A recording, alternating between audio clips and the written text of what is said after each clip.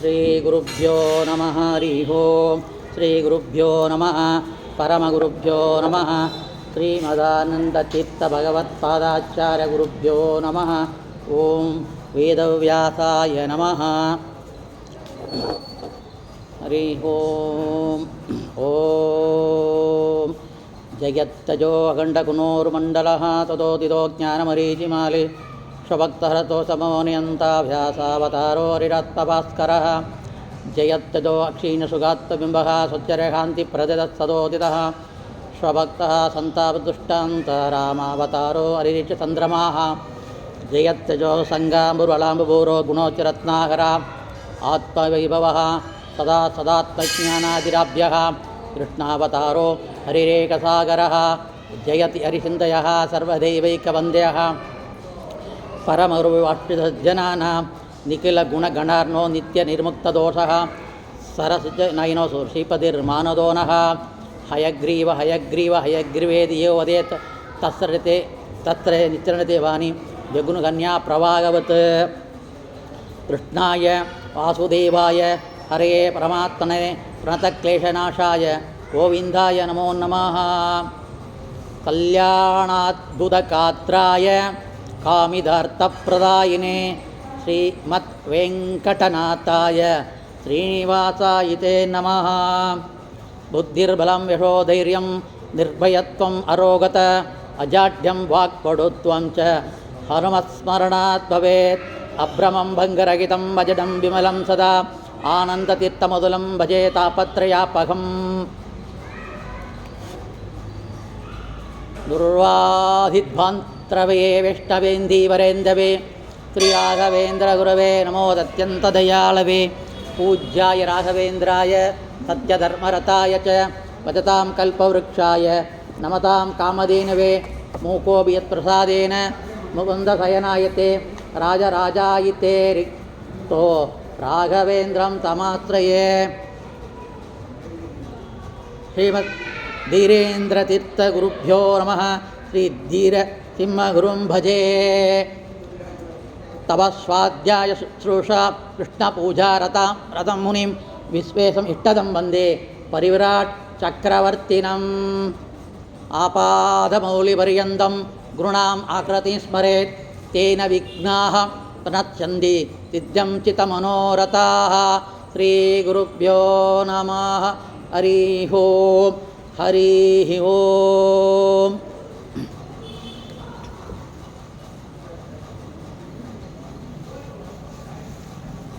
ನಮಗೆ ಮೋಕ್ಷಕ್ಕೆ ಹೇತುವಾಗಿರುವ ತತ್ವಜ್ಞಾನ, ಆ ತತ್ವಜ್ಞಾನ ನಮಗೆ ಶ್ರುತಿ ಮತ್ತು ಸ್ಮೃತಿ ಪುರಾಣಗಳು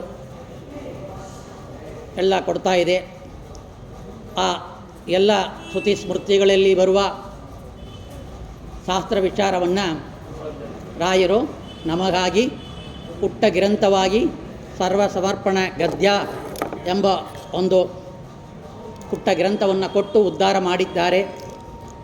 ಅದರಲ್ಲಿ ನಾವು ಪರಮಾತ್ಮನ ರೂಪ, ಗುಣ, ವಿಶಿಷ್ಟಗಳು, ಸ್ಥಾನಗಳು, ಅವ ಮಾಡುವ ನಮ್ಮ ದೇಹದಲ್ಲಿರುವ ಕರ್ಮಗಳು ಎಲ್ಲವನ್ನು ನಾವು ನೋಡಿದ್ದೇವೆ. ಇಂಥ ರೀತಿಯಲ್ಲಿ ಪರಮಾತ್ಮನನ್ನು ನಾವು ತಿಳಿಯೋದ್ರಿಂದ ಅದು ಮೋಕ್ಷಕ್ಕೆ ಕಾರಣವಾಗಿ ನಮ್ಮ ಸ್ವರೂಪಭೂತವಾದ ನಮಗೇ ಇರುವ ಸ್ವರೂಪಭೂತವಾದ ಆನಂದವನ್ನು ಮೋಕ್ಷದಲ್ಲಿ ಪಡೆಯೋಕ್ಕೆ ಕಾರಣವಾಗುತ್ತೆ. ಹಾಗಂತೆಲ್ಲ ನೋಡಿದ್ವಿ. ಕಡೆ ಶ್ಲೋಕ ನಾವು ನೋಡಿದ್ದೇನು? ಪ್ರಾದೇಶ ಮಾತ್ರ ಹೃದಯಮಾತ್ಮಕ ಪ್ರಾದೇಶ ಪರಿಮಿತಿ ತಾನೇಶಾತ್ಮಕ. ನಿನ್ನೆ ಈ ಶ್ಲೋಕದ ಒಂದು ವಿವರವನ್ನು ಪುಟ್ಟದಾಗಿ ಕೊಟ್ಟಿದ್ದೀವಿ ಮತ್ತು ಅದನ್ನು ಸ್ವಲ್ಪ ಚೆನ್ನಾಗಿ ತಿಳಿಬೇಕು. ಇದರಲ್ಲಿ ಪ್ರಾದೇಶ ಆಗಂತೇಳಿ ಬಂದಿದೆ. ಚೋಟುದ್ದ ಅಂತ ನೀವು ಕೇಳಿರ್ತೀರಿ. ಒಂದು ಪಾರಿಭಾಷಿಕ ಶಬ್ದ. ಅದು ಪಾರಿಭಾಷಿಕ ಶಬ್ದ ಅಂದರೆ ನಮ್ಮ ಆ ಚಿಕ್ಕು ಬೆರಳ ತುದಿಯಿಂದ ಹೆಬ್ಬೆಟ್ಟಿನ ತುದಿಯ ತನಕ ಇರುವ ಅಳತೆಗೆ ಚೋಟುದ್ದ ಅಂತ. ನಮ್ಮ ನಾಭಿಯನ್ನು ಮಧ್ಯದಲ್ಲಿ ಮಾಡಿಕೊಂಡು ಕಿರುಬೆರಳನ್ನು ಇರುವಾಗ ನಮ್ಮ ಹಾರ್ಟ್ ಏನಿದೆಯೋ ಹೃದಯ ಅಲ್ಲಿಗೆ ತಲುಪತ್ತೆ. ಅದು ಪ್ರಾದೇಶ ಅಂತೇಳಿ ಆ ಅಳತೆಗೆ ಕೊಟ್ಟಿದ್ದಾರೆ. ಮತ್ತು ಹೃದಯಾತ್ಮಕ, ಹೃದಯದಲ್ಲಿ ಆತ್ಮಕ, ಹೃದಯದಲ್ಲಿ ವಾಸವನ್ನು ಮಾಡ್ತಾ ಇರುವ ಆತ್ಮಕ ಭಗವಂತ ಸ್ವಾಮಿಯೇ, ಏ ಭಗವಂತ. ಪ್ರಾದೇಶ ಪರಿಮಿತ ಸ್ಥಾನೇಶಾತ್ಮಕ ಹಾಗಂತೇಳಿ ನೋಡಿದ್ದೀವಿ.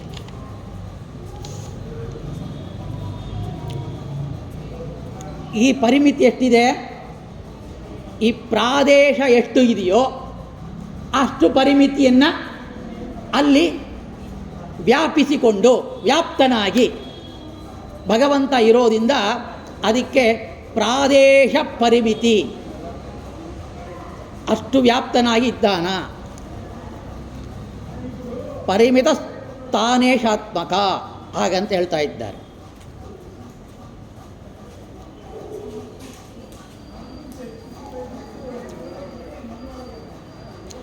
ಇದನ್ನು ನಮ್ಮ ಈ ಸ್ಥೂಲ ದೇಹದ ಹೃದಯವು ನಮ್ಮ ಈ ಹೆಬ್ಬೆಟ್ಟಿನ ಗಾತ್ರ ದಪ್ಪ ಎಷ್ಟು ಇರುತ್ತೋ ಅದನ್ನು ವರ್ಣ ಮಾಡುವ ವಿಷಯ ಕಾಠೋಪನಿಷತ್ತು ಅಲ್ಲಿ ಭಾಷ್ಯದಲ್ಲಿ ಕೂಡ ಆಚಾರ್ಯ ಹೇಳ್ತಾ ಇದ್ದಾರೆ.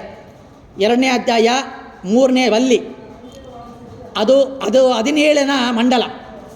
ಅದರಲ್ಲಿ ಒಂದು ಉದಾಹರಿಸಿರುವ ಒಂದು ದೇಹಾಂಗುಟ್ಟ ಮಿತೋ ದೇಹೇ ಎಂಬ ಪ್ರಮಾಣ ವಾಕ್ಯದಿಂದ ಇದನ್ನು ನಾವು ಅರ್ಥ ಮಾಡ್ಕೊಳ್ಬೋದು. ಆ ರೀತಿಯಲ್ಲಿ ನಾವು ಗೊತ್ತು ಮಾಡ್ಕೊಳ್ಬೇಕು, ಅರ್ಥ ಮಾಡ್ಕೊಳ್ಬೇಕು. ಈ ವಾಕ್ಯಕ್ಕೆ ಸ್ಥೂಲ ದೇಹದಲ್ಲಿರುವ ಹೃದಯ ಅಂದರೆ ಕಮಲ, ಏನು ನಮ್ಮ ಸ್ಥೂಲ ದೇಹದಲ್ಲಿ ಹೃದಯದಲ್ಲಿ ಒಂದು ಕಮಲ ಇದೆ. ಆ ದೇಹದ ಬಲಗೈ ಹೆಬ್ಬಟ್ಟಿನ ಗಾತ್ರದಷ್ಟು ಇರುತ್ತದೆ ಹಾಗಂತ ಆ ಉಪನಿಷತ್ತು ಅದು ಭಾಷ್ಯದಲ್ಲಿ ಕೊಟ್ಟಿದ್ದಾರೆ ಆಚಾರ್ಯರು. ಎಷ್ಟೋ ನಮ್ಮ ಸ್ಥೂಲ ದೇಹ ನಾವು ನಮ್ಮ ಕಣ್ಣಿಗೆ ಇವಾಗ ಕಾಣ್ತಾ ಇದೆ, ಸ್ಥೂಲ ದೇಹ ಕಾಣ್ತಾ ಇದೆ. ಆ ಸ್ಥೂಲ ದೇಹದಲ್ಲಿ ಇರುವ ಹೃದಯದಲ್ಲಿ ಎಷ್ಟು ಅಳತೆ ಪರಿಮಿತ ಹಾಗಂತ ಕೇಳುವಾಗ ಪ್ರಾದೇಶ ಪರಿಮಿತಿ. ಆ ಪ್ರಾದೇಶ ಅಂದರೆ ಆ ಹೃದಯ ಕಮಲದ ಪ್ರಾದೇಶದಲ್ಲಿ ಎಷ್ಟು ಭಗವಂತ ಇದ್ದಾನ ಹಾಗಂತ ಹೇಳುವಾಗ ನಮ್ಮ ಸ್ಥೂಲ ದೇಹ ಈ ಹೆಬ್ಬೆಟ್ಟು ಎಷ್ಟು ಅಳತೆ ಇದೆ ಅಷ್ಟು ಅಳತೆ ಅಲ್ಲಿ ಭಗವಂತ ಇದ್ದಾನ. ಆ ಭಗವಂತ ಯಾರೋ ಸ್ಥೂಲ ದೇಹದಲ್ಲಿ ಸ್ಥೂಲವಾದ ಒಂದು ಸೂಕ್ಷ್ಮವಾದ ಕಮಲದಲ್ಲಿ ಕಣ್ಣಿಗೆ ಕಾಣದೇ ಇರುವ ಆ ಭಗವಂತನ ಪರಿಮಿತ ಎಷ್ಟು ಅಂತ ಹೇಳಿದರೆ ಹೆಬ್ಬಟ್ಟು ಗಾತ್ರದಷ್ಟು ಭಗವಂತ ಅಲ್ಲಿ ನೆಲೆಸಿದ್ದಾನ ಹಾಗಂತೇಳಿ ಇದಕ್ಕೆ ಅರ್ಥ. ಪ್ರಾದೇಶ ಪರಿಮಿತಿ ಹಾಗಂತ ಹೇಳಿದ್ದಾರೆ. ಇದಕ್ಕೆ ಈ ಹೆಬ್ಬೆಟ್ಟಿನಷ್ಟು ಅಳತೆಯುಳ್ಳ ಹಾಗಂತೇಳಿ ತಗೊಳ್ಬೇಕು ಅಂತ ಹೇಳ್ತಾ ಇದ್ದಾರೆ. ಅದಕ್ಕೆ ಅರ್ಥ ಈ ಸ್ಥೂಲ ದೇಹದ ಹೃದಯದ ಒಳಭಾಗವನ್ನು ಆವರಿಸಿಕೊಂಡು ಈ ವ್ಯಾಪಿಸಿಕೊಂಡಿರೋದ್ರಿಂದ ಅಲ್ಲಿ ಪ್ರಾದೇಶ ನಾವು ಹೇಳಿದ್ರೆ ಮುಂಚೆ ವ್ಯಾಪ್ತನ ಇದ್ದಾನ ನಾಮಕ ಪರಮಾತ್ಮನು ಅಲ್ಲಿ ನೆಲೆಸಿದ್ದಾನೆ ಎಂಬುದು ಈ ಬೃಹದ್ಭಾಷ್ಯದ ಒಂದು ಉದಾಹರಣೆಯನ್ನು ಕೊಟ್ಟು ಆ ಬೃಹದ್ಭಾಷ್ಯದಲ್ಲಿ 7ನೇ ಅಧ್ಯಾಯ 1ನೇ ಷಡಾಚಾರ್ಯ ಬ್ರಾಹ್ಮಣ ವಲ್ಲಿಯಲ್ಲಿ 7ನೇ ಖಂಡದಲ್ಲಿ ಈ ಪ್ರಮಾಣವನ್ನು ಸಿದ್ಧ ಮಾಡ್ತಾ ಇದ್ದಾರೆ, ಪ್ರಮಾಣವನ್ನು ಕೊಡ್ತಾ ಇದ್ದಾರೆ. ಏನು ಅಂತಿದಲ್ಲಿ ಹೃದಯೇ ಸರ್ವಶೋ ವ್ಯಾಪಿ, ಹೃದಯದಲ್ಲಿ ಸರ್ವಶೋ ವ್ಯಾಪ್ತಿ, ಸರ್ವ ಹೃದಯದಲ್ಲಿ ಪೂರ್ಣವಾಗಿ ವ್ಯಾಪಿಸಿಕೊಂಡಿರುವ ಭಗವಂತ ಯಾರು? ಹೃದಯೇ ಸರ್ವಶೋ ವ್ಯಾಪಿ ಪ್ರಾದೇಶ. ನೋಡಿ ಅದೇ ರಾಯರು ಕೊಟ್ಟಿರೋದು. ಇಲ್ಲಿರುವ ಈ ವಚನವನ್ನೇ ಎತ್ಕೊಂಡಿದ್ದಾರೆ. ಪ್ರಾದೇಶ ಎಂಬ ಪದ ಅಲ್ಲಿಂದ ತಗೊಂಡಿದ್ದಾರೆ. ಹೃದಯೇ ಸರ್ವಶೋ ವ್ಯಾಪಿ, ವ್ಯಾಪಿಸಿಕೊಂಡಿದ್ದಾನ. ಪ್ರಾದೇಶ, ಅವನಿಗೆ ಪ್ರಾದೇಶ ಅಂತ ಹೆಸರು. ಪ್ರಾದೇಶ ಪುರುಷೋತ್ತಮ. ಅವನಿಗೆ ಯಾಕೆ ಪುರುಷೋತ್ತಮ? ಈ ಪುರುಷೋತ್ತಮ ಅಂತ ಶಬ್ದ ಎಲ್ಲೆಲ್ಲಿ ಬರ್ತಾ ಇದೆಯೋ ಅದನ್ನು ನಾವು ಕ್ಷರ ಅಕ್ಷರ ಎಂಬ ಎರಡು ನಾಶ ಇಲ್ಲದೇ ಇರುವ ವಸ್ತುಗಳಿಗಿಂತ ಉತ್ತಮನಾಗಿರುವ ಪುರುಷ. ಪುರುಷರಲ್ಲಿ ಉತ್ತಮ ಇಲ್ಲ, 10 ಜನರಲ್ಲಿ ಒಬ್ಬ ಇಲ್ಲ, ಪುರುಷನಿಗಿಂತ ಉತ್ತಮ. 2 ಪುರುಷರು ಯಾರಿದ್ದಾರೋ ಅವರಿಗಿಂತ ಉತ್ತಮ ಪುರುಷೋತ್ತಮ. ಹಾಗಂತೇಳಿ ಭಾಷೆಯಲ್ಲಿ ಹೇಳ್ತಾ ಇದ್ದಾರೆ, ಜೀವಾನಾಂ ಸ್ಥಾನಮುದ್ದಿಷ್ಟ. ಜೀವರುಗಳಲ್ಲಿ ಆ ಸ್ಥಾನ ಇದರಲ್ಲಿ ನೆಲೆಸಿದ್ದಾನ. ಉದ್ದಿಷ್ಟ ಸರ್ವೈದೈವ ಸನಾತನ. ಅವ ಯಾಗಿದ್ದಾನ? ಸನಾತನನಾಗಿದ್ದಾನ. ನಾಶರಹಿತವಾಗಿ ಸನಾತನವಾಗಿ ಅಲ್ಲಿ ಭಗವಂತ ನೆಲೆಸಿದ್ದಾನ. ಎಲ್ಲಿ? ಪ್ರಾದೇಶ ಎಂಬ ನಾಮ ಪರಮಾತ್ಮ. ಯಾಕೆ ಪ್ರಾದೇಶ? ವ್ಯಾಪಿಸಿಕೊಂಡಿದ್ದಾನ. ಎಷ್ಟು ಇದ್ದಾನ?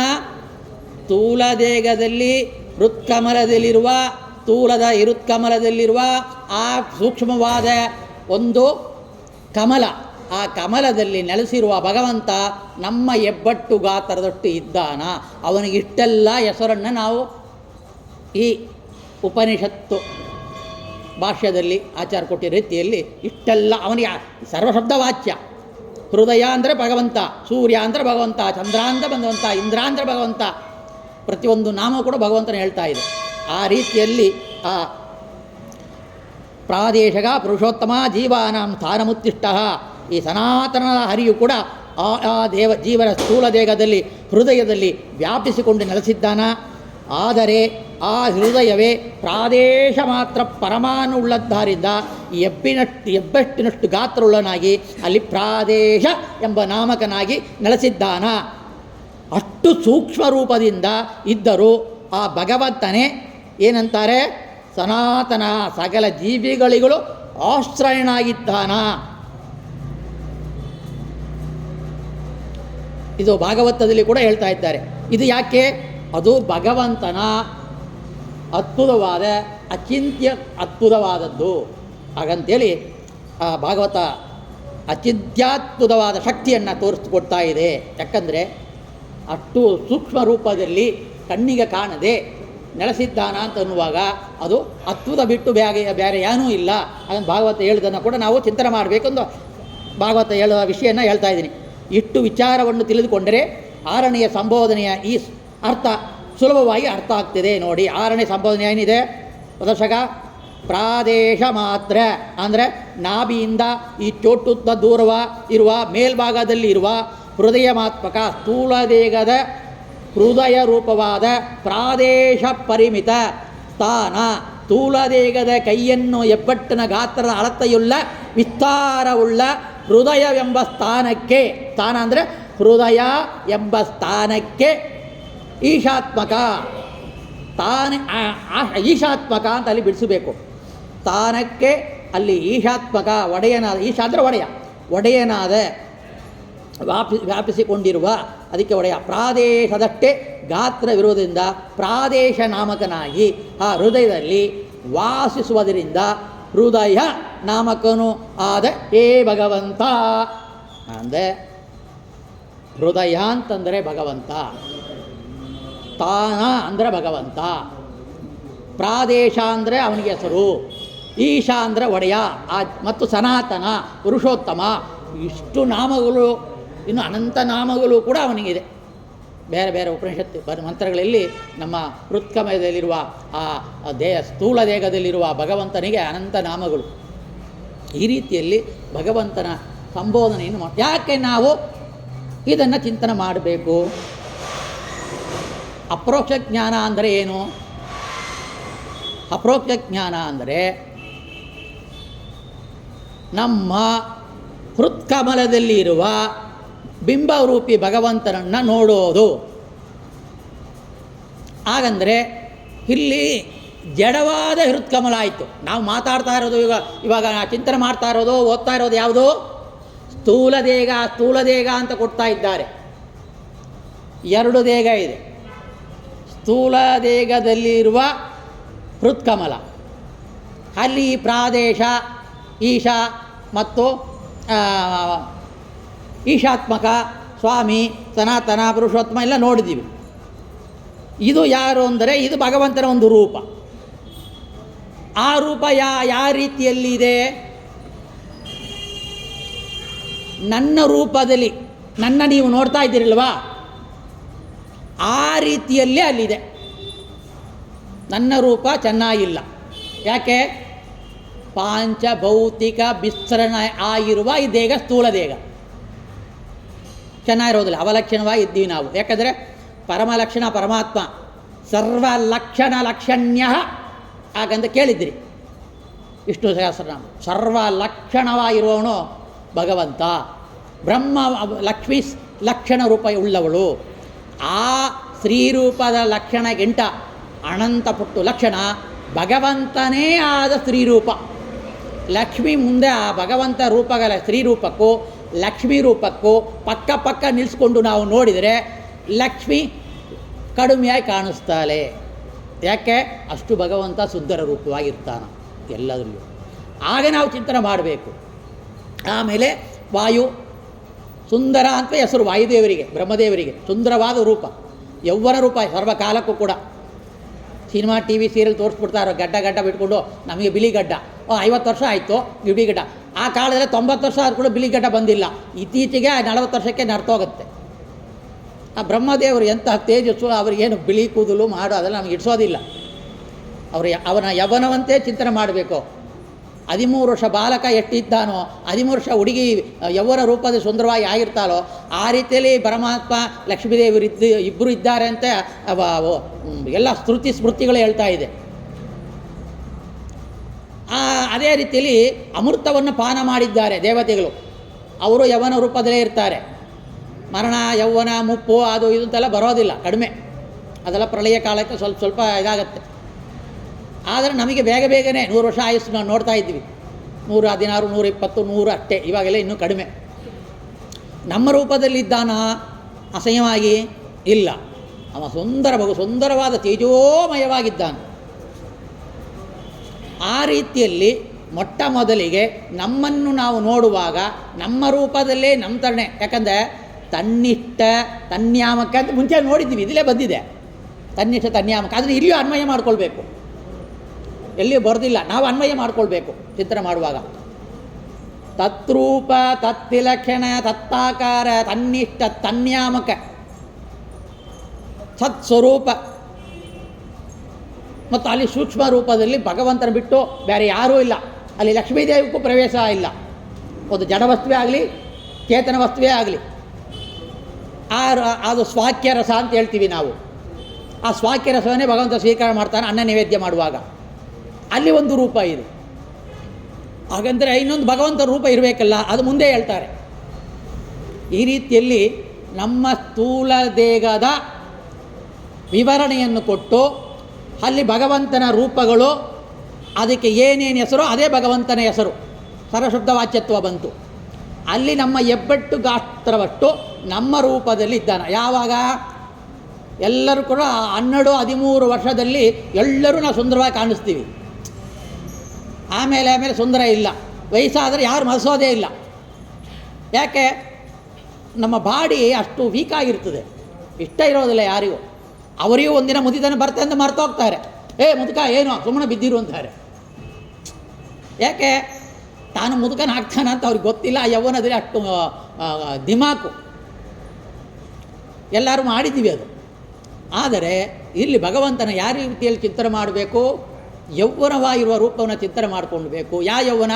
ನಾನು 13 ವರ್ಷದಲ್ಲಿ ಎಂಥ ಒಂದು ಯೌವನದಲ್ಲಿದ್ದೆ. ನೀವು ನಿಮ್ಮ ಫೋಟೋ ಎಲ್ಲ ತಗೊಂಡು ನೋಡಿ. 13 ವರ್ಷ ಫೋಟೋ ಇದ್ದರೆ 16-18 ವರ್ಷಕ್ಕೆಲ್ಲ ಸುಂದರವಾಗಿರ್ತೀರಿ. ಆ ರೂಪದಲ್ಲಿ ಸುಂದರವಾಗಿ ತೇಜೋಮಯ ಅನಂತ ಕೋಟಿ ಸೂರ್ಯ ಪ್ರಕಾಶವಾಗಿ ಭಗವಂತ ನಡೆಸಿದ್ದಾನ. ನಾ ಮುದುಕನಾದರೆ ನನ್ನ ಹಲ್ಲು ಬಿದ್ದೋದ್ರೆ ಅವನಲ್ಲೂ ಬೀಳತ್ತಂತಿಲ್ಲ ಅಲ್ಲಿ. ಯಾಕೆ ನನ್ನ ಥರನೇ ಇರಬೇಕಾದ್ರೆ ನನಗೆ ಹಲ್ಲು ಬಿದ್ದೋಯ್ತು, ನನಗೆ ತಳ್ಕೋದು ನಡ್ತೋಯ್ತು, ನನಗೆ ಕಣ್ಣು ಕಾಣಿಸೋದಿಲ್ಲ, ಫಿಕ್ಸ್ ಹಾಕ್ಕೊಂಡಿದ್ದೀನಿ, ನಾನು ನಡೆಯೋದು ಕೈ ಕಾಲು ನೋವು ನಿಧಾನ, ಅದೆಲ್ಲ ಏನಿಲ್ಲ ಅವನಿಗೆ. ಅಲ್ಲಿ ವ್ಯಾಪಿಸಿಕೊಂಡು ಅಲ್ಲಿ ಸುಂದರವಾಗಿದ್ದಾನ ಚಿಂತನೆ ಮಾಡಬೇಕು. ಅದಕ್ಕೆ ಶಾಸ್ತ್ರವನ್ನು ಓದಬೇಕು ಅನ್ನೋದು. ಯಾಕೆ? ನಮಗೆ ಅಪ್ರೋಕ್ತ ಜ್ಞಾನ ಆದರೆ ಮೋಕ್ಷ. ಇಲ್ಲಿ ಎಲ್ಲ ಇಷ್ಟೆಲ್ಲ ನೋಡಿದ್ವು, ಎಷ್ಟೋ ಭಗವಂತನ ಕರ್ಮ್ಯಗಳು, ಕ್ರಿಯೆಗಳು, ಸ್ಥಾನಗಳು ಎಲ್ಲ ನೋಡಿದ್ವು. ಮತ್ತು ಹತ್ತಿರ ಬರ್ತಾ ಇದ್ದೀವಿ. ಎಲ್ಲಿ ಹತ್ತಿರ ಬರ್ತಾ ಇದ್ವಿ? ಹೃತ್ಕಮಲದಲ್ಲಿರೋ ಭಗವಂತನ ಉಪಾಸನೆಗೆ ಬರ್ತಾ ಇದ್ದೀವಿ. ಆವಾಗ ಈ ಒಂದು ಸ್ಥೂಲ ದೇಹದಲ್ಲಿರುವ ಹೃತ್ಕಮಲದಲ್ಲಿ ಪ್ರಾದೇಶ ಮಾತು ನಮ್ಮ ಎಬ್ಬೆಟ್ಟು ಗಾತ್ರ ಎಷ್ಟು ಪರಮಾತ್ಮನ ಮೊಟ್ಟ ಮೊದಲಿಗೆ ನೋಡಬೇಕು. ಅದನ್ನು ನೋಡಿದ ಮೇಲೆ ನಾವು ಸ್ವರೂಪಭೂತವಾದ ದೇಹಕ್ಕೆ ಹೋಗೋಕ್ಕೆ ಸಾಧ್ಯ. ಅದಕ್ಕೆ ಇಲ್ಲಿ ಇಷ್ಟು ವಿವರವನ್ನು ಕೊಡ್ತಾ ಇದ್ದಾರೆ. ಇಷ್ಟು ನಾವು ಇಲ್ಲಿ ಇಟ್ಕೊಳ್ಳೋಣ. ಇನ್ನೊಂದು ರೂಪ ನೋಡೋಣ. 7ನೇ ಸಂಬೋಧನೆ ವಿವರಣೆ.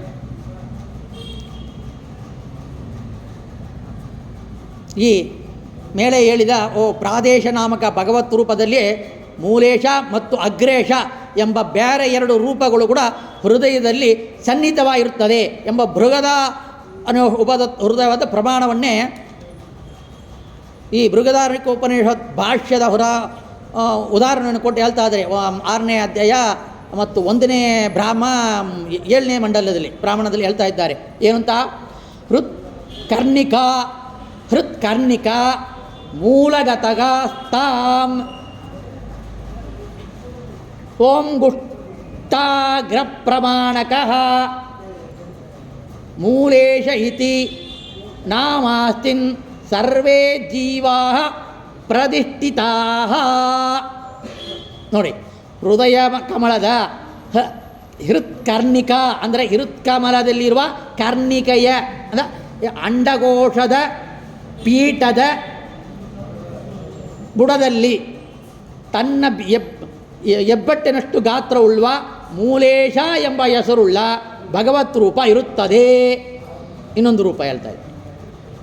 ಈ ಮೂಲೇಶನಲ್ಲೇ ಸಕಲ ಜೀವರು ಆಶ್ರಿತರಾಗಿದ್ದಾರೆ. ಈ ಮೂಲಕ್ಕೆ ಬುಡಕ್ಕೆ ಈಶನಾಗಿರುವುದರಿಂದ ಇವ ಮೂಲೇಶ. ಈಶಾತ್ಮಕ ಅಂತ ನೋಡಿದಿವಿ. ಕಮಲದಲ್ಲಿರೋ ಹೃತ್ ಎಂಬ ನಾಮದಲ್ಲಿ ನೋಡಿದಿವಿ. ಅಂಗುಷ್ಟ ಮಾತಃ ಪುರುಷಃ ಆತ್ಮನಿ ತಿಷ್ಠತಿ ಅಂತ ಕಾಠೋಪನಿಷತ್ತಲ್ಲಿ ಒಂದು ಮಂತ್ರ ಬರುತ್ತೆ. ಅಂಗುಷ್ಟ ಮಾತ್ರ ಪುರುಷಗ ನಮ್ಮ ಸ್ಥೂಲ ದೇಹದಲ್ಲಿ ಹೇಳ್ತಾ ಇದ್ದಾರೆ.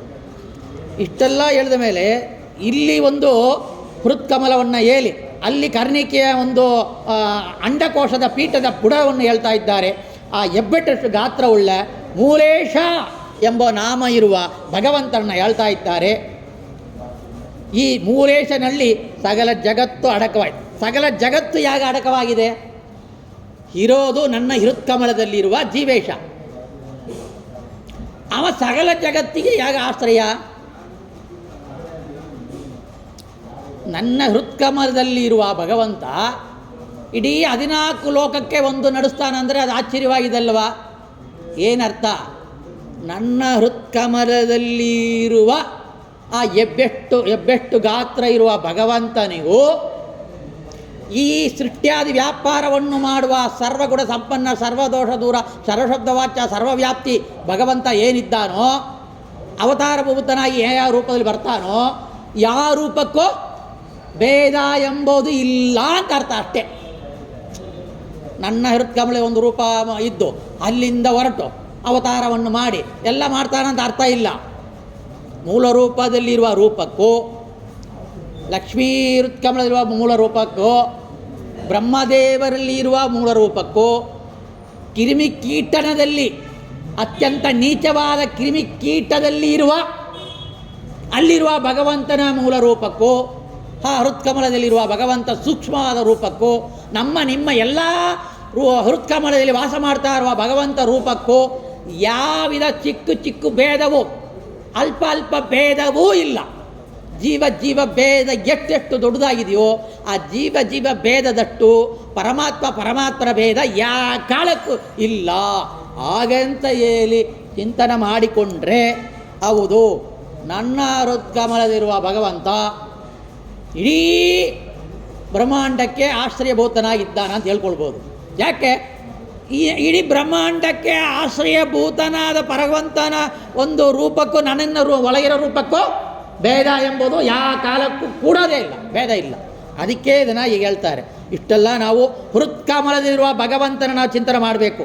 ಅಪ್ರೋಕ್ತ ಜ್ಞಾನ ಆಗಬೇಕಾಗಿದ್ದರೆ ನನ್ನೊಳಗಿರೋ ದೇವರೇ ಒಬ್ಬ ಆಯಿತು, ನಿನ್ನೊಳಗೆ ದೇವರು ಬೇರೆ ಇಲ್ಲ. ಈಶ ಒಡೆಯದಿಂದ ಅವನಿಗೆ ಮೂಲೇಶ, ಮೂಲದಲ್ಲಿ ಈಶ, ಅಲ್ಲಿ ಸ್ವಾಮಿ ಇರೋದ್ರಿಂದ ಅವನಿಗೆ ಮೂಲೇಶ. ನೋಡಿ, ಅಗ್ರೇಶ ಪ್ರಾದೇಶ ಮೂಲೇಶ, ಇಷ್ಟೆಲ್ಲ ಹೆಸರು ಅವನಿಗೆ.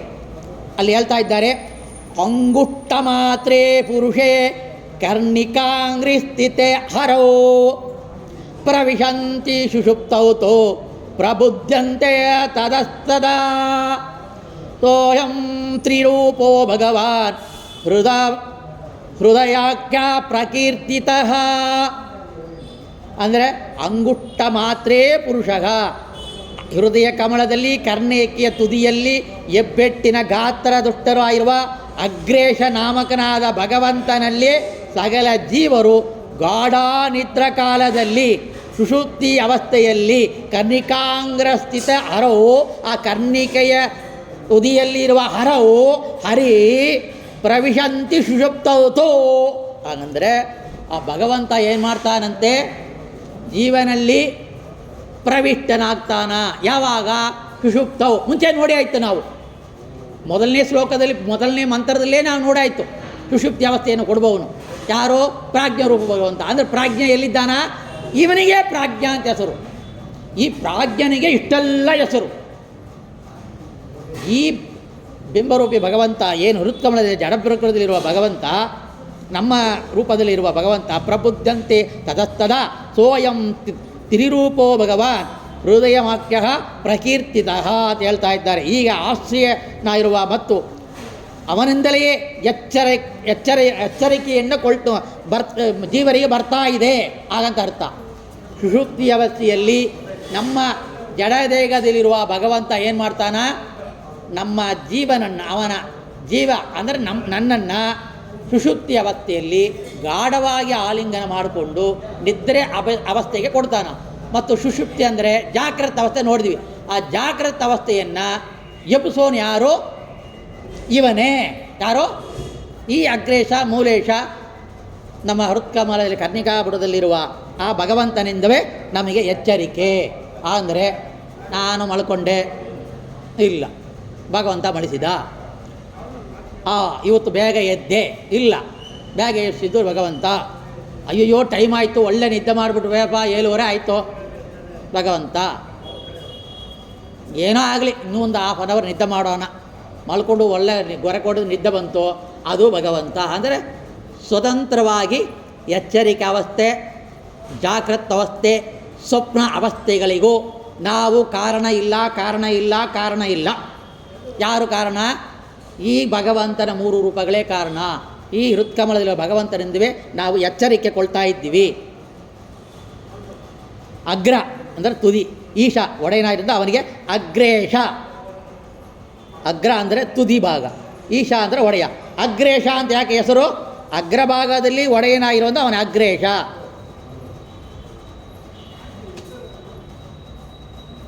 ಈ ರೀತಿಯಲ್ಲಿ 7ನೇ ಸಂಬೋಧನೆಯನ್ನು ನಾವು ಅರ್ಥ ಮಾಡಿಕೊಳ್ಬೇಕು.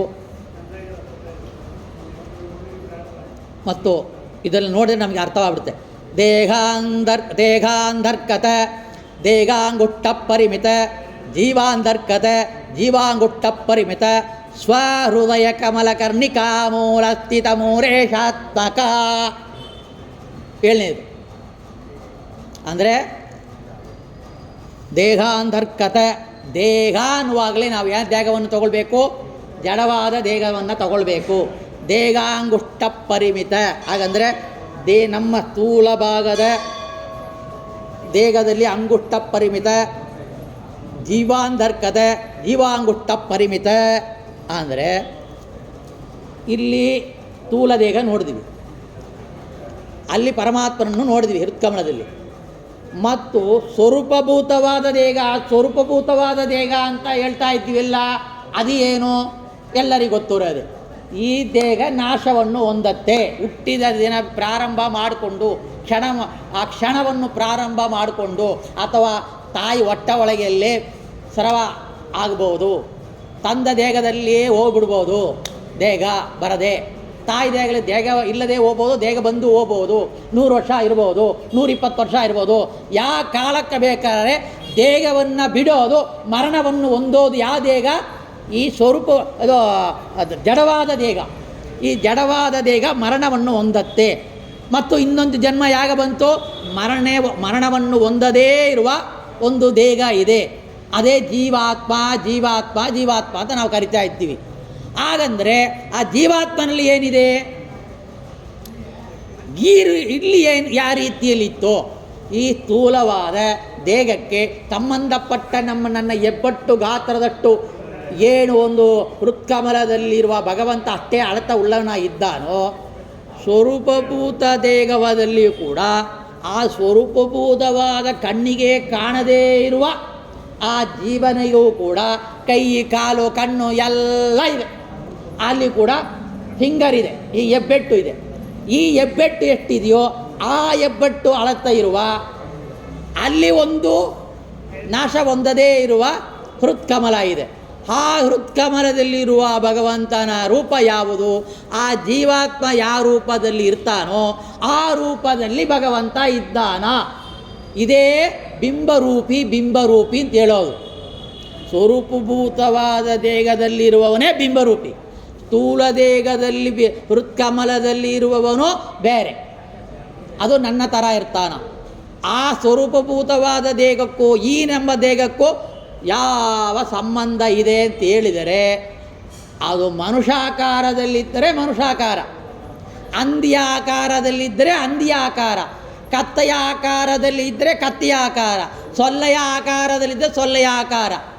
84 ಲಕ್ಷ ಯೋನಿ ಜೀವ ಸಮೂಹ ಏನು ಇದೆಯೋ ಸ್ವರೂಪಭೂತವಾದ ದೇಹ, ನಾಶ ಹೊಂದದೇ ಇರುವ ದೇಹ, ಆ ದೇಹದಲ್ಲಿರುವ ಹೃತ್ಕಮಲದಲ್ಲಿರುವ ನೆಲೆಸಿರುವ ಭಗವಂತ ಏನು ಮಾಡ್ತಾನ? ಆ ಜೀವನನ್ನು ತನ್ನ ವಶದಲ್ಲಿದ್ದು ನಡೆಸ್ತಾ ಇದ್ದಾನ.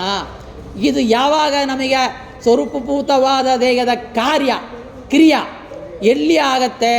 ಈ ಸ್ಥೂಲವಾದ ದೇಹ, ಪಾಂಚಭೌತಿಕವಾದ ದೇಹ ಯಾವಾಗ ನಿಲ್ಲತ್ತೋ, ನಮಗೆ ಜನ್ಮಚಕ್ರ ಯಾವಾಗ ನಿಲ್ಲತ್ತೋ ಆವಾಗ ಏನಾಗತ್ತೆ? ನಾವು ಸ್ವರೂಪಭೂತವಾದ ದೇಹದ ಕಾರ್ಯವನ್ನು ನಡೆಸೋಕ್ಕೆ ಪ್ರಾರಂಭವಾಗ್ತೀವಿ. ಅದು ಯಾವಾಗ ಆಗತ್ತೆ? ಅಪ್ರೋಕ್ತ ಜ್ಞಾನ ಅನಂತರ ಸಾಧನ ಮಾಡಿಕೊಂಡು ಮಹಾಪ್ರಳಯ ಅನಂತರ ಬ್ರಹ್ಮಲೋಕಕ್ಕೆ ಯಾವಾಗ ಬ್ರಹ್ಮದೇವರು ಮೋಕ್ಷಕ್ಕೆ ಹೋಗ್ತಾರೋ ಆವಾಗ ಅವ್ರ ಸಮಯದಲ್ಲಿ ಹೋಗ್ತೀವಿ. ಅದು ಮುಂದೆ ನೋಡೋಣ, ಇಲ್ಲೇ ಸರ್ವಸಾಮಾನ್ಯ ಗದ್ಯದಲ್ಲಿ ಬರ್ತದೆ. ಹಾಗಂದರೆ ನಮಗೆ ಅಪ್ರೋಕ್ತ ಜ್ಞಾನ ಆಗಬೇಕಾಗಿದ್ದರೆ ನಾವು ಧ್ಯಾನ ಮಾಡಬೇಕಾಗಿರೋದು ಎರಡು ಭಗವಂತನ ಮೂರ್ತಿಗಳು. ಸ್ಥೂಲ ದೇಹದ ಹೃತ್ಕಮಲದಲ್ಲಿ ಸ್ಥೂಲ ದೇಹದ ನನ್ನ ದೇಹದ ಹೆಬ್ಬೆಟ್ಟು ಗಾತ್ರ ಅಳತೆ ಇರುವ ಭಗವಂತನ ಒಂದು ಮೂರ್ತಿ. ಸ್ವರೂಪಭೂತವಾದ ಜೀವ ನನಗೆ ಇದೆ. ಆ ಜೀವನೇ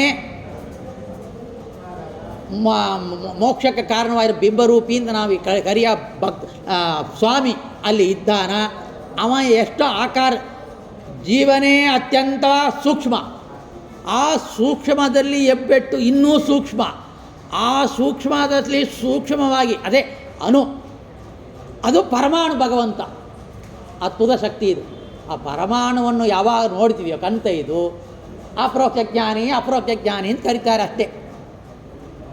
ಜ್ಞಾನಿ ಆಗಿಬಿಟ್ಟೆ ಏನೋ ಎಲ್ಲ ಪುಸ್ತಕ ಮುಟ್ಟದೆ ಪ್ರವಚನ ಮಾಡಲಿ, ಓದಲಿ, 4 ವೇದಗಳ ಬಾಯಿ ಪಾಠ ಸರಳವಾಗಿ ಹೇಳಲಿ, ತರ್ಕ ಮೀಮಾಂಸಾ ಪಾಠ ಗೀಟ ಎಲ್ಲ ಹೇಳಲಿ, ಅವ ಎಲ್ಲ ಜ್ಯೋತಿಷ್ಯವನ್ನು ತ್ರಿಕಾಲ ಜ್ಞಾನಿಯಾಗಿ ಹೇಳಲಿ, ಅವ ಜ್ಞಾನಿ ಇಲ್ಲ.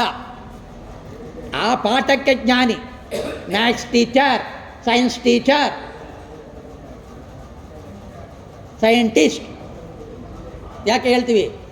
ಅದರಲ್ಲಿ ನಿಪುಣತ್ವವನ್ನು ಹೊಂದಿದ್ದಾನ. ಅದರಲ್ಲಿ ನಿಪುಣತ್ವ ಅವನಿಗಿದೆ ಅಷ್ಟೇ. ಮಹಾಜ್ಞಾನಿ ಅಂತಾರೆ, ಮಹಾಪಂಡಿತ ಅಂತಾರೆ, ಅವನು ಜ್ಞಾನಿಯಪ್ಪ ಅಂತ. ಆ ಜ್ಞಾನಿ ಎಲ್ಲ ಏನೂ ಇಲ್ಲ. ಅಪರೋಕ್ಷ ಜ್ಞಾನಿಯೇ ಜ್ಞಾನಿ. ರಾಯರೇ ಅಪರೋಕ್ಷ ಜ್ಞಾನಿ. ಅವರೇ ಪಂಡಿತರು, ಅವರೇ ಬಲ್ಲವರು, ಅವರೇ ತ್ರಿಕಾಲ ಜ್ಞಾನಿಗಳು. ಯಾಕೆ? ಈ ಜಡವಾದ ಹೃತ್ಕಮಲದಲ್ಲಿ ಭಗವಂತನ ಮೂರ್ತಿ ಯಾವುದು ಅಂತ ಅವರಿಗೆ ಗೊತ್ತು. ಅವರು ಹೃತ್ಕಮಲದಲ್ಲಿರುವ ಬಿಂಬರೂಪವನ್ನು ನೋಡಿ ಅಪ್ರೋಕ್ತ ಜ್ಞಾನವನ್ನು ಹೊಂದಿದ್ದಾರೆ. ಅವರು ಅಪ್ರೋಕ್ತ ಜ್ಞಾನಿಗಳು. ಹಾಗಾದರೆ ನಾವು ಅಪ್ರೋಕ್ತ ಜ್ಞಾನಿಗಳಾಗಬೇಕಾಗಿದ್ದರೆ ಈ ಎಷ್ಟು ಮೂರ್ತಿಗಳು ನಮ್ಮ ದೇಹದಲ್ಲಿ ಹೇಳಿದ್ವೋ ಆ ಮೂರ್ತಿಗೂ ಉಪಾಸನ ಸಮೇತವಾಗಿ ಮಾಡ್ತಾ ಮಾಡ್ತಾ ಮಾಡ್ತಾ ಫೈನಲ್ ಎಕ್ಸಾಮ್ ಏನಂತಾರೆ, ಕೋಟೆಯಲ್ಲಿ ಆಫೆಯಲ್ಲಿ ಮತ್ತು ಟೆಸ್ಟ್ ಎಕ್ಸಾಮು, ಆಮೇಲೆ ಫೈನಲ್ ಎಕ್ಸಾಮು ಇದೆ ನಮಗಿದೆಲ್ಲ. ಫೈನಲ್ ಎಕ್ಸಾಮು ಎಲ್ಲಿಗೆ ಹೋಗಬೇಕು? ಈ ಜೀವೇಶ ನಮ್ಮ ಜೀವನಿಗೆ ಆಶ್ಚರ್ಯಭೂತನಾಗಿರುವ ಆ ಬಿಂಬರೂಪಿ ಭಗವಂತನ ನೋಡಬೇಕು. ಹಾಗಂತೇಳಿ ನಾವು ಯಾವಾಗ ಆ ಭಗವಂತನಲ್ಲೇ ನಾವು ಇರ್ತೀವೋ ಆವಾಗ ನಮಗೆ ಬಿಂಬ ಅಪ್ರೋಕ್ಷ ಜ್ಞಾನ ಆಗತ್ತೆ. 8ನೇದಲ್ಲಿ ಮತ್ತೂ ಹೇಳ್ತಾರೆ ರಾಯರು, ತಾವತ್ ಪರಿಮಿತ ಕರ್ಣಿಕಾಂಗ್ರಸ್ಥಿತ ಬಿಂಬರೂಪೇ ಜೀವೇಶ. ಇಲ್ಲಿ ಬಂತು ನೋಡ್ರಿ, ಬಿಂಬರೂಪೇ ಹಾಗಂತ ಪಾಯಿಂಟು. ನಮ್ಮ ಜೀವದ ಈ ಸ್ವರೂಪದೇಹ ಸಂಬಂಧಿಸಿದ ಹೃತ್ಕಮಲದ ಕರ್ಣಿಕೆ ಬುಡದಲ್ಲಿ ಮೂಲಭೋಗದಲ್ಲಿರುವ ಅತಿ ಸೂಕ್ಷ್ಮ ರೂಪ ಮೂಲೇಶ ಎಂಬ ಭಗವತ್ ರೂಪವನ್ನು ನೋಡಿದ್ದೀವಿ. ಮತ್ತು ಆ ಜೀವನಲ್ಲಿ ಇರುವ ಜೀವೇಶವನ್ನು ನೋಡ್ತಾ ಇದ್ದೀವಿ. ಅವ ಯಾವ ರೀತಿಯಲ್ಲಿದ್ದಾನ? ತಾವತ್ ಪರಿಮಿತ ಅಂದರೆ ತಾವತ್ತೆ, ಅಲ್ಲಿ ಹೃತ್ಕಮಲ ಎಷ್ಟೋ ಅತಿ ಸೂಕ್ಷ್ಮ. ಎಷ್ಟು ಗಾತ್ರ ಇದೆ? ಜೀವನ ಹೆಬ್ಬೆಟ್ಟು ಗಾತ್ರ. ಈ ಗಾತ್ರ ಇಲ್ಲ, ಒಳಗಿರುವ ಜೀವನ ಹೆಬ್ಬೆಟ್ಟು ಗಾತ್ರದಲ್ಲಿ ಪುಟ್ಟದಾಗಿ, ಆ ಪರಿಮಿತದಲ್ಲಿ ಅಷ್ಟು ಪುಟ್ಟದಾಗಿ ಪರಮಾಣು ರೂಪದಲ್ಲಿ ಆ ಭಗವಂತ ಇದ್ದಾನ. ತಾವತ್ ಪರಿಮಿತ ಕರ್ಣಿಕಾಂಗ್ರಸ್ಥಿತ. ಆ ಕರ್ಣಿಕ ಎಂಬ ಅಗ್ರಭಾಗದಲ್ಲಿ ಇರುವ ವ್ಯಾಪಿಸಿಕೊಂಡಿರುವ ಸ್ಥಿತ ಬಿಂಬರೂಪೆ ಜೀವೇಶ ಅಂತ ಅವನಿಗೆ ಹೆಸರು. ಜೀವೇಶ ಯಾಕೆ ಹೇಳ್ತೀವಿ? ಜೀವನಿಗೆ ಒಡೆಯನ ಇರೋದ್ರಿಂದ ಅವ ಜೀವೇಶ. ಅವ ಯಾರು? ಬಿಂಬರೂಪಿ. ಅವ ಎಷ್ಟಿದ್ದಾನ? ತಾವತ್ ಪರಿಮಿತ, ಅಷ್ಟು ಪರಿಮಿತವಾಗಿ ಅತ್ತ ಅನುರೂಪದಲ್ಲಿ ಆ ಹೃತ್ಕಮಲದಲ್ಲಿ ಇಷ್ಟು ರೂಪವನ್ನು ನೋಡಬೇಕು. ಈ ರೂಪಕ್ಕೋ ಭೇದ ಇಲ್ಲ. ಹಾಗಂದರೆ ನಾನು ಮರಣವನ್ನು ಹೊಂದಿದೆ ನನ್ನ ಹೆಬ್ಬೆಟ್ಟು ಗಾತ್ರದಲ್ಲಿರುವ ಭಗವಂತ ಎಲ್ಲಿ? ಸ್ಥೂಲ ದೇಹದಲ್ಲಿ ನನ್ನ ಹೆಬ್ಬೆಟ್ಟು ಗಾತ್ರ ಇರುವ ಭಗವಂತ ಏನಾದ? ಭಗವಂತನಿಗೆ ನಾಶ ಇಲ್ಲ. ಸ್ಥೂಲದಲ್ಲಿರುವ ಪಾಂಚಭೌತಿಕ ಎಲ್ಲ ಪಾಂಚಭೌತಿಕದಲ್ಲಿ ಸೇರಿ ಹೋಗ್ಬಿಡ್ತಾರೆ. ಅಲ್ಲಿರುವ ಭಗವಂತನಿಗೆ ನಾಶ ಇಲ್ಲ. ಯಾಕಂದರೆ ಅವನು ಅಪರಾಕೃತ. ಅವನಿಗೆ ಭೌತಿಕ ದೇಹ ಯಾವ ಕಾಲಕ್ಕೂ ಬರೋದಿಲ್ಲ, ಯಾವ ಕ್ಷಣವೂ ಬರೋದಿಲ್ಲ. ಒಂದು ಕ್ಷಣ ತಗೊಳ್ತೀನಿ ಅಂದರೂ ಕೂಡ ತಗೊಳ್ಳೋದಿಲ್ಲ. ತಗೊಳಕ್ಕಾಗತ್ತಾ? ತಗೊಳ್ಳೋದಿಲ್ಲ. ಅವನು ಇಲ್ಲ. ಅಂದರೆ ಏನಾಗುತ್ತೆ ಅಂದರೆ ನನ್ನ ಹೃತ್ಕಮಲದಲ್ಲಿ ಇರುವ ಭಗವಂತ ಈ ಯಾರೋ ಈ ಮೂಲ ಜೀವ ಬಿಂಬರೂಪಿಯಾಗಿದ್ದಾನಲ್ಲ, ಅವನಲ್ಲಿ ಐಕ್ಯವನ್ನು ಹೊಂದುತ್ತಾನ ಅಂದರೆ ಆದ ರೂಪಕ್ಕೂ ಈ ರೂಪಕ್ಕೂ ಭೇದ ಇಲ್ಲ. ಭೇದ ಎಲ್ಲಿ ಇಲ್ಲವೋ ಅದು ಐಕ್ಯ ಅಂತ ಹೇಳಬೇಕು. ಭೇದ ಎಲ್ಲಿ ಇದೆಯೋ ಅಲ್ಲಿ ಐಕ್ಯ ಕೂಡೋದಿಲ್ಲ ಅಂತ ಶಾಸ್ತ್ರ. ಇಡೀ ಶಾಸ್ತ್ರದ ಒಂದು ಗೊಂದಲವೇ ಇದೆ. ಹಾಲು ಸೇರಿದರೆ ಹಾಲು ನೀರು ಸೇರಿದರೆ ನೀರಾಲು. ಹಾಲು ಅಂತ ಕರಿತೀವಿ ಅಷ್ಟೇ, ನೀರಾಳು ಅಂತಲೇ ಕರಿಬೇಕು. ಮೊಸರು ಸೇರಿದರೆ ಮೊಸರಲ್ಲಿ ನೀರು ಹಾಕಿ ಕಡಿದರೆ ಅದು ಮಜ್ಜಿಗೆ. ಭೇದ ಬಂತು ಅಲ್ಲಿ. ಬೇರೆ ರೂಪ ಸೇರೋಗ್ಬಿಡ್ತು. ಎಲ್ಲಿ ಬೇರೆ ರೂಪ ಸೇರುತ್ತೋ ಅಲ್ಲಿ ಐಕ್ಯ ಕೂಡೋದಿಲ್ಲ. ಸಿಂಪಲ್. ಅದಕ್ಕೆ ದೊಡ್ಡ ಗ್ರಂಥಗಳು ಎಲ್ಲ ಎಷ್ಟೊಟ್ಟು ಪೇಜ್ ನೀವು ಓದಿರೋ ಸುಲಭವಾಗಿ ನಾವು ಅರ್ಥ ಮಾಡಿಕೊಳ್ಳೋ ರೀತಿಯಲ್ಲಿದೆ. ಅಲ್ಲಿಯೂ ಐಕ್ಯ ಇಲ್ಲ. ಯಾಕೆ? 1 ಲೀಟರ್ ಹಾಲಲ್ಲಿ 1 ಲೀಟ್ರ್ ನೀರು ಹಾಲು ಬೇರಿಸಿದ್ರೆ ಕೂಡ ಅದು 2 ಲೀಟ್ರ್ ಆಯಿತು. 1 ಲೀಟ್ರಿಗೆ 2 ಲೀಟ್ರ್ ಭೇದ ಇದೆಯಾ ಇಲ್ಲವೋ? ಭೇದ ಇರೋಂದ್ರೆ 2 ಲೀಟ್ರ್ ಕರಿತೀವಿ. ಆದ್ರೆ ನೋಡಿರಿ, ಈ ಹೆಬ್ಬೆಟ್ಟು ಆ ಪುಟ್ಟ ಹೆಬ್ಬೆಟ್ಟು, ಈ ಭಗವಂತ ಐಕ್ಯವಾಗಿಬಿಡ್ತಾನ. ಅಲ್ಲಿ ಭೇದ ಬಂತೋ? ಇಲ್ಲ. ಅದು ಹೇಗೆ ಬೇಗ ಬಂದಿಲ್ಲ? ಈ ಗುಣ, ಈ ಕಾರ್ಯ, ಈ ವೀರ್ಯ, ಈ ತೇಜಸ್ಸು, ಈ ಸಂಪತ್ತು, ಈ ಕ್ರಿಯೆಗಳು, ಈ ಬಲ ಎಷ್ಟೆಷ್ಟು ಇದೆಯೋ ಅಷ್ಟಷ್ಟು ಕೂಡ ಅಲ್ಲಿ ಬೇರೆ ರೂಪದಿಂದ ಐಕ್ಯವಾಗಿಬಿಡ್ತಾನ. ಆ ರೀತಿಯಲ್ಲಿ ಮತ್ತು ಏನಾಗುತ್ತೆ? ಮತ್ತು ಅವನ ಒಂದು ಪ್ರಾರಬ್ಧ ಕರ್ಮ ಏನಿದೆಯೋ ಆ ಪ್ರಾರಬ್ಧ ಕರ್ಮಕ್ಕೆ ಅನುಗುಣವಾಗಿ ಮತ್ತೊಂದು ದೇಹವನ್ನು ಭಗವಂತ ಕೊಡುವುದಕ್ಕಾಗಿ ಆ ಯೋನಿಯಲ್ಲಿ ಆಗ್ತಾನ. ಮತ್ತು ಪಂಚಾಗ್ನಿ ವಿದ್ಯೆಯಲ್ಲಿ ಜೀವ ಬರ್ತಾನ. ಪಂಚಾಗ್ನಿ ವಿದ್ಯೆಯಲ್ಲಿ ಮಲೆ, ಗುಡುಗು, ಚಳಿ, ಋತು, ಕಾಲ, ಮಳೆಯಿಂದ ಸ್ಥಾವರ, ಅದು ದೊಡ್ಡ ವಿಷಯ. ಅದು ಆ ಸ್ಥಾವರದಿಂದ ಅನ್ನದಿಂದ ಪುರುಷನಿಗೆ ಹೋಗ್ತಾನ, ಪುರುಷನಿಂದ ತ್ರಿಗರ್ಭಕ್ಕೆ ಹೋಗ್ತಾನ, ತ್ರಿಗರ್ಭದಿಂದ ಮನುಷ್ಯ ಹುಟ್ಟುತ್ತಾನ. ಅವ ಹಂದಿಯಾಗಿ ಹುಟ್ಟಬೋದು, ನಾಯಾಗಿ ಹುಟ್ಟಬೋದು, ಕತ್ತೆಯಾಗಿ ಹುಟ್ಟಬೋದು, ಮನುಷ್ಯನಾಗಿ ಹುಟ್ಟಬೋದು. ಯಾವ ರೂಪದಲ್ಲಿ ಹುಟ್ಟಿರೋ ಮತ್ತು ಆ ರೂಪದಲ್ಲಿ ಆ ಹೃತ್ಕಮಲದಲ್ಲಿ ಭಗವಂತ ನೆಲೆಸಿರ್ತಾನ ಮತ್ತು ಸ್ವರೂಪಭೂತವಾದ ನೆಲೆಸಿರ್ತಾನೆ ನೋಡ್ರಿ, ಅದು ಯಾವತ್ತೂ ಚೇಂಜ್ ಆಗೋದಿಲ್ಲ. ಇದು ಚೇಂಜ್ ಆಗ್ಬೋದು, ಅದು ಚೇಂಜ್ ಆಗೋದಿಲ್ಲ. ಅದಕ್ಕೆ ನಾವು ಸ್ವರೂಪಭೂತವಾದ ದೇಹವನ್ನು ಚಿಂತನೆ ಮಾಡಬೇಕು. ಸ್ವರೂಪ ಯಾವುದು ನಂದು ಹಾಗೆ ಅಂತ ಕಂಡುಕೊಳ್ಬೇಕು. ಈ ರೀತಿಯಲ್ಲಿ ನಾವು ಭಗವಂತನನ್ನು ಚಿಂತನೆ ಮಾಡಬೇಕು. ಇಲ್ಲಿ ಎರಡು ಭಾಗ, ಒಂದನೇ ಭಾಗ ಮುಗಿಸ್ತಾ ಇದ್ದಾರೆ ರಾಯರು. ಅದು ಸಂಕ್ಷಿಪ್ತವಾಗಿ ನೋಡಿದರೆ ಏನಾಯಿತು? ವಿಶ್ವ, ತೇಜಸ, ಪ್ರಾಜ್ಞ, ಹೀಂಕಾರಾದಿ ಷಟ್ಸಾಮ ಪ್ರತಿಪಾದ್ಯ. ಹೀಂಕಾರ, ಪ್ರಸ್ತಾವ, ಆದಿ, ನಿಧನ, ಉದ್ಗೀತ, ಇದೆಲ್ಲ ನೋಡಿದ್ವಿ. ಆ ಋತುನ 6 ಋತುಗಳಿಗೂ 12 ತಿಂಗಳಿಗೂ, ಆ 6 ಋತುಗಳಿಗೂ 12 ತಿಂಗಳಿಗೂ 12 ತಿಂಗಳಿಗೆ ಕೇಶವಾದಿ ರೂಪ ನೋಡಿದ್ದೀವಿ ದಾಮೋದರನ ತನಕ. ಆ 6 ಋತುಗಳಿಗೆ ಭಗವಂತ 6 ರೂಪದಲ್ಲಿರೋ ಭಗವಂತ ಯಾರು? ಅನಿರುದ್ಧ, ಪ್ರತಿಮ, ಸಂಕೃಷ್ಣ, ವಾಸುದೇವ, ವರಾಹ, ನರಸಿಂಹ ಅಂತ ನೋಡಿದ್ವಿ. ಆ ಕಾಲದಲ್ಲಿರುವ ಭಗವಂತನ ಮೂರ್ತಿಯಲ್ಲಿ ನಮ್ಮ ದೇಹದಲ್ಲಿರೋ ನೋಡಿದ್ವಿ. ನೆಕ್ಸ್ಟು ಭಗವಂತ ರೂಪ ಯಾವುದು? ನಾಡಿಗಳಲ್ಲಿರುವ 72,000 ನಾಡಿಗಳು, 36,000 ನಾಡಿಗಳು, ಟೋಟಲ್ 72,000 ನಾಡಿಗಳು, 100 ನಾಡಿಗಳು ಪ್ಲಸ್ ಒಂದು ಸುಷುಮ್ನ ನಾಡಿ, 101 ನಾಡಿ, ಅಂದರೆ 76,101 ನಾಡಿಗಳಲ್ಲಿ ನೋಡಿದ್ವು. ಆಮೇಲೆ ಏನು ಮಾಡಿದ್ವು? ಇದಕ್ಕೆ ಓದು ಪ್ರಾತಃ ಸವನ, ಮಾಧ್ಯಾಹ್ನಿಕ ಸವನ, ಸಾಯಂ ಸವನ ಅಂತ. ಆ 3 ಕಾಲದಲ್ಲಿ ಕೂಡ ವ್ಯಸುರುದ್ರ ಆದಿತ್ಯೋಪಾಸನೆಯಿಂದ ಉಪಾಸನೆ ಮಾಡೋದು ಕೂಡ ಮುಖ್ಯ ಪ್ರಾಣಾಂತರ್ಗತ ಭಗವಂತನ ಮೂರ್ತಿಗಳು ನೋಡಿದ್ವಿ.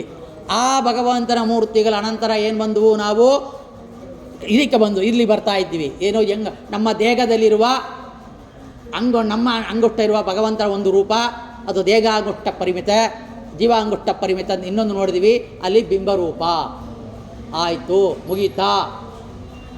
ಇದಕ್ಕೆ ಮುಗೀತು. ಎಷ್ಟು ರಾಯರು ಕೊಟ್ಟಿರುವ ಗ್ರಂಥದಲ್ಲಿ ಮುಗೀತು. ಇಷ್ಟು ರೂಪಗಳನ್ನ ನಾವು ಚಿಂತನೆ ಮಾಡ್ತಾ ಮಾಡುವಾಗ ಒಂದು ಕಾಲಕ್ಕೆ ಶಾಶ್ವತವಾದ ಒಂದು ಅಪ್ರೋಕ್ಯ ಜ್ಞಾನ, ಮೋಕ್ಷ ಆಮೇಲೆ ಸಿಕ್ಕತ್ತೆ. ಮೋಕ್ಷ ಅನ್ನೋದು ಸಾಧನೆ. ಇನ್ನೂ ನಾವು ಚಿಂತನೆ ಮಾಡಬೇಕಾ ವಿಷಯಗಳು ಎಷ್ಟಿದೆ ಅಂತ ಹೇಳಿದರೆ, ಕೋಟಿ ರೂಪ, ಅನಂತ ಕೋಟಿ ರೂಪ. ಎಲ್ಲಿದೆ ಅನಂತ ಕೋಟಿ ರೂಪ? ಇದೆ. ರೋಮ ಕೂಪದಲ್ಲಿಯೂ ಮುಖ್ಯ ಪ್ರಾಣ ಅಂತರ್ಗತ 3.5 ಕೋಟಿ ರೂಪದಲ್ಲಿ ಭಗವಂತ ಇದ್ದಾನೆ ಅಂತ ಅಲ್ಲ ಹರಿಕಥಾಂಸಾರ ಕೇಳಿರ್ತೀರಿ. ಅಂದರೆ ನಮಗೆ ಎಷ್ಟು ರೋಮಗಳಿದೆಯೋ ಆ ರೋಮಗಳಲ್ಲಿಯೂ ಕೂಡ ಭಗವಂತ ಇದ್ದಾನ ಅಂತ ಚಿಂತನೆ. ಮತ್ತು ನಮಗೆ ದೇಹದಲ್ಲಿರುವ ತ್ವಕ್, ಚರ್ಮ, ರಕ್ತ, ಮಾಂಸ, ಅಸ್ಥಿ, ಮಜ್ಜೆ, ಅಸ್ಥಿ ಒಳಗಡೆ ಇರುವ ಮಜ್ಜೆ, ಅದಲ್ಲಿಯೂ ಭಗವಂತ 7 ರೂಪದಲ್ಲಿ ಇರ್ತಾನ. ಉಪನಿಷತ್ ಮಂತ್ರದಲ್ಲಿ ಆ ರೂಪವನ್ನು ಹೇಳ್ತಾರೆ, ಯಾವ ರೂಪದಲ್ಲಿ ಇದ್ದಾನ ಅಂತ. ಮತ್ತು ಅನ್ನಮಯ, ಪ್ರಾಣಮಯ, ಮನೋಮಯ, ವಿಜ್ಞಾನಮಯ, ಆನಂದಮಯ ಅಂತ ಕೇಳ್ಪಟ್ಟಿರ್ತೀರಿ. ಅನ್ನಮಯವಾದ ದೇಹ, ಪ್ರಾಣಮಯವಾದ ದೇಹ ಒಳಗಡೆ ಇರುತ್ತೆ. ಅದು 5 ಕೋಶದಲ್ಲಿರುತ್ತೆ. 5 ಕೋಶವು 5 ಕೋಶವಾಗಿ ವಿಂಗಡನವಾಗತ್ತೆ. ಆ 5 ಕೋಶಕ್ಕೆ ರೂಪ ಅನಿರುದ್ಧ, ಪ್ರತಿಮ, ಸಂಕೃಷ್ಣ, ವಾಸುದೇವ, ನಾರಾಯಣ. ಆ 5 ಕೂಡ 5 ರೂಪ 25 ರೂಪ ಆಯಿತು. ಅನಿರುದ್ಧನಲ್ಲಿಯೂ ಅನಿರುದ್ಧ, ಪ್ರತಿಮ, ಅನಿರುದ್ಧ, ಸಂಕೃಷ್ಣ, ಅನಿರುದ್ಧ, ವಾಸುದೇವ, ಅನಿರುದ್ಧ, ನಾರಾಯಣ. ಪ್ರತಿಮ ಅನಿರುದ್ಧ, ಪ್ರತಿಮ ಸಂಕೃಷ್ಣ, ಪ್ರತಿಮ ವಾಸುದೇವ, ಪ್ರತಿಮ ನಾರಾಯಣ. ಆ ಸಂಕೃಷ್ಣನಲ್ಲಿ ಹೀಗೆ 5 ರೂಪ, ಮತ್ತು ವಾಸುದೇವನಲ್ಲಿ 4 ರೂಪ, ಮತ್ತು ನಾರಾಯಣಲ್ಲಿ 25 ರೂಪಗಳು. ಮತ್ತು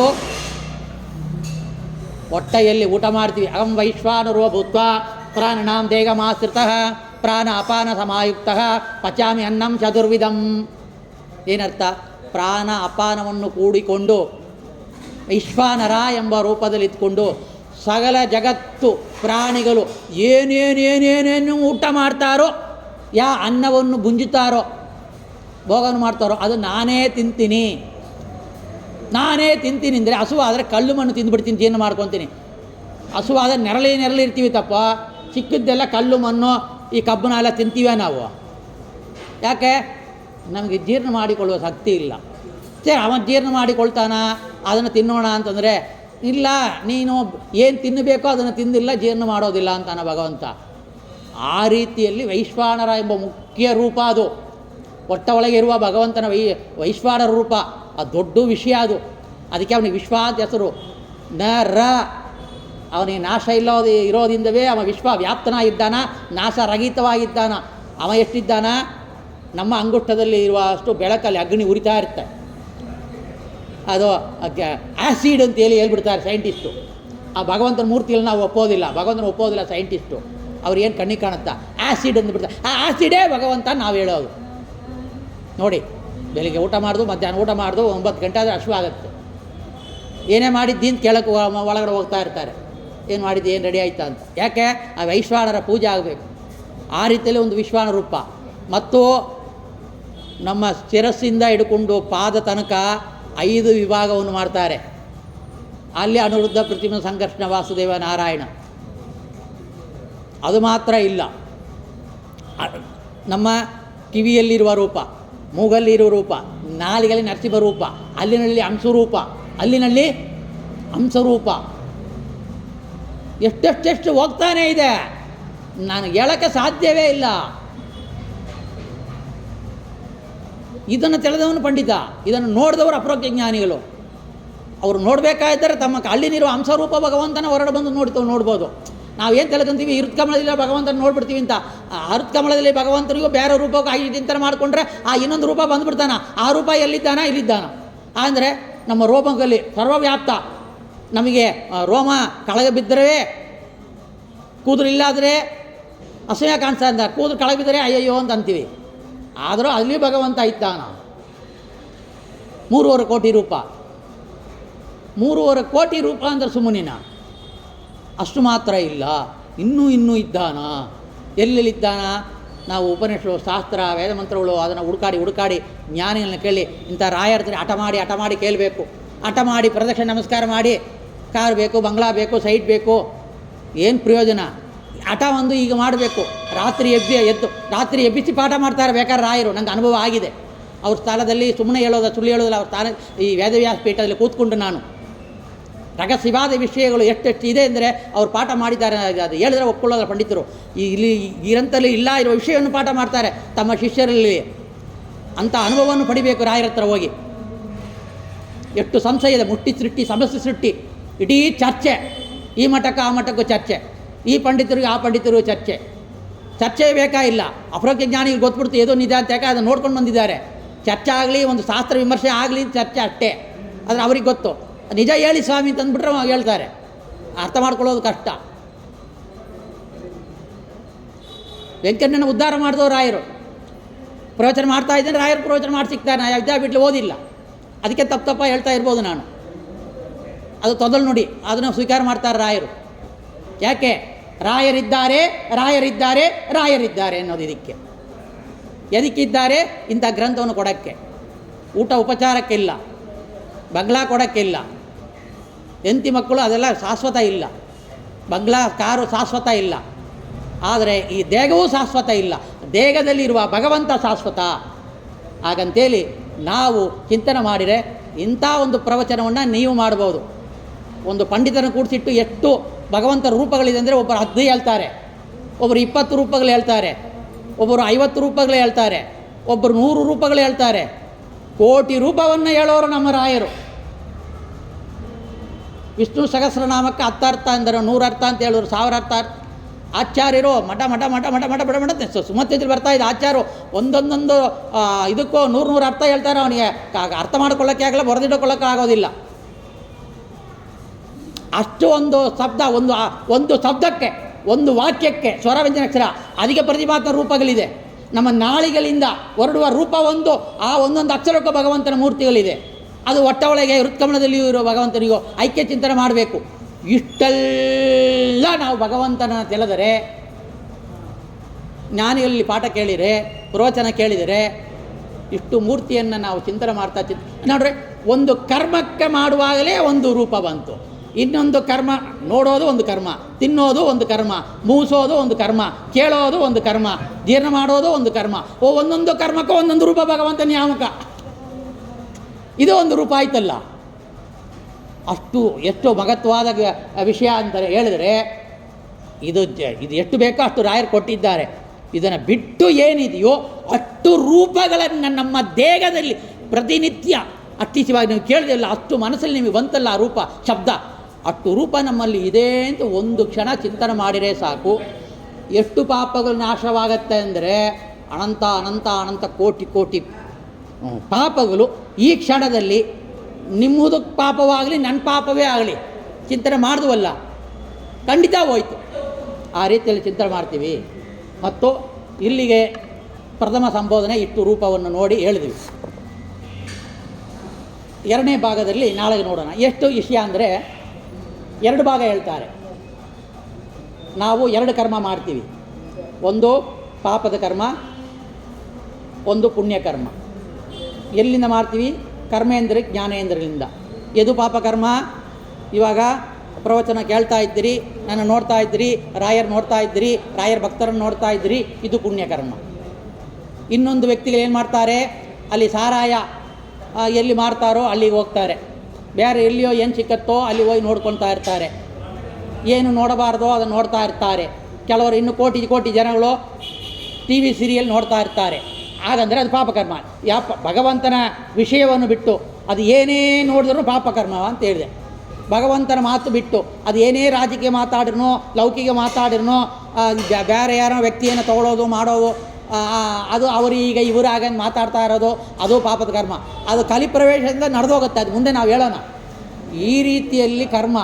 ಕಿವಿ ಒಳ್ಳ ಹಾಡು ಕೇಳ್ಬೋದು, ದಾಸರ ಪದಗಳು ಕೇಳ್ಬೋದು, ಸಿನಿಮಾ ಹಾಡು ಕೇಳ್ಬೋದು, ಭಜನೆಯೂ ಮಾಡ್ಬೋದು, ಬೇರೆ ಭಜನೆಯೂ ಮಾಡ್ಬೋದು, ರಿಕಾರ್ಡ್ ಡ್ಯಾನ್ಸು ಆಗ್ಬೋದು, ಬೇರೆ ನಾವು ತಾಸ ಪದಗಳು ಹಾಕ್ಕೊಂಡು ಕುಣಿಲೂಬಹುದು. ಅದು ಪುಣ್ಯಕರ್ಮ, ಪಾಪಕರ್ಮ. ಕೈಯಿಂದ ದಾನ ಕೊಡ್ಬೋದು, ಕೈಯಿಂದ ಕಪಾಳಕ್ಕೆ ಹೊಡಿಬೋದು, ಒಬ್ಬರನ್ನ ಕಾಲಿಂದ ದೇವಸ್ಥಾನಕ್ಕೆ ಪ್ರದಕ್ಷಿಣೆ ಹಾಕ್ಬೋದು, ಇದೇ ಕಾಲಿಂದ ಯಾರನ್ನೂ ಓದಿಬೋದು, ಎರೆದವ್ರನ್ನ ಓದಿಬೋದು, ಯಾರನ್ನೂ ಓದಿಬೋದು, ಪ್ರಾಣಿಗಳನ್ನೂ ಹಿಂಸಿಸ್ಬೋದು.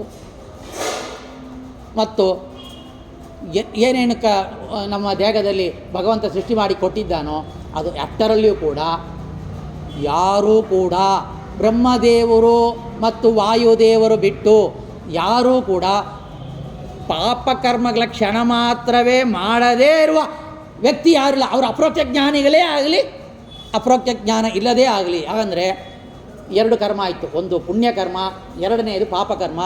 ಪುಣ್ಯಕರ್ಮ ಯಾವ ರೀತಿಯಲ್ಲಿ ಭಗವಂತನಿಗೆ ಸಮರ್ಪಣೆ ಮಾಡಬೇಕು, ಪಾಪಕರ್ಮವನ್ನು ಭಗವಂತನಲ್ಲಿ ಯಾವ ಒಂದು ಅನುಸಂಧಾನದಿಂದ ಮಾಡಿಕೊಳ್ಬೇಕು, ಇದು ಎರಡನ್ನು ವಿಭಾಗ ಮಾಡಿ ಒಂದು ಅನುಸಂಧಾನ ಮಾಡಿಕೊಂಡ್ರೆ ಅದು ಕೂಡ ಪೂಜೆ ಆಗುತ್ತೆ. ಹೇಗೆ ಪೂಜೆ ಆಗುತ್ತೆ ಅಂತ ನಾಳೆ ನೋಡೋಣ.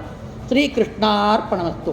ಕಾಯೇನ ವಾಚ ಮನಸೇಂದ್ರಿಯರ್ವಾ ಬುದ್ಧ್ಯಾತ್ಮನವ ಪ್ರಕೃತೆ ಸ್ವಭಾವತ್ ಕರೋಮಿ ಯತ್ತತ್ತಗಲಂ ಪರಸ್ಮೈ ಶ್ರೀಮನ್ನಾರಾಯಣಾಯದಿ ಸಮರ್ಪಯಾಮಿ. ಶ್ರೀಕೃಷ್ಣಾರ್ಪಣಮಸ್ತು. ಶ್ರೀಕೃಷ್ಣಾರ್ಪಣಮಸ್ತು. ಹರಿ ಓಂ. ಹನುಮನೊಡೆಯ ರಾಮವಿಠಲ ಉದ್ಧರಿಸು ಸ್ವಾಮಿ, ಉದ್ಧರಿಸು. ಹನುಮನೊಡೆಯ ರಾಮವಿಠಲ. ಹರೇ ಶ್ರೀನಿವಾಸ.